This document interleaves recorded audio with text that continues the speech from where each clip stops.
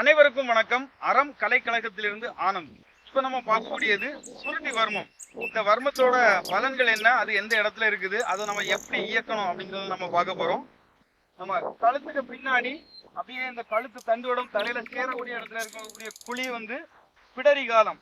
இந்த பிடரி காலத்துல இருந்து 2 விரல் அளவுக்கு மேல் இந்த இடத்துல அதுல இருந்து 1 விரல் அளவுக்கு வலது பக்கம், நம்ம யாருக்கு ட்ரீட்மெண்ட் கொடுக்குறோமோ அந்த பேஷண்டோட வலது பக்கம் 1 விரல் அளவுக்கு வலது பக்கம் எடுத்தோம்னு சொன்னா அந்த இடத்துல இருக்கக்கூடியதான் சுருதி வர்மம்.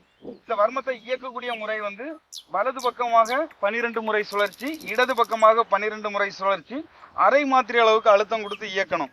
இந்த வர்ம புள்ளியோட பலன்கள் பார்த்தோம் அப்படின்னு சொன்னா முக்கியமாக நினைவாற்றலை அதிகப்படுத்தக்கூடிய புள்ளி இந்த சுருதி வர்மம். நம்ம நினைவாற்றல் குறைவா இருக்கக்கூடியவங்களுக்கு, சில பேர் ஓரளவுக்கு ஒரு 50 வயசு 60 வயசு தாண்டினாலே ஞாபக சக்தி திறன் அதிகமாக குறைபடும் அவங்களுக்கு. அதுக்கப்புறம் பக்கவாதமோ இல்லைன்னு சொன்னா வேற ஏதாவது ஒரு சில பிரச்சனைனால அவங்களுக்கு நினைவாற்றல் கொஞ்சம் குறைவாயிருக்கும். நல்ல பலன்களை மீண்டும் ஒரு அருமையான காணொலியில் சந்திப்போம். நன்றி, வணக்கம்.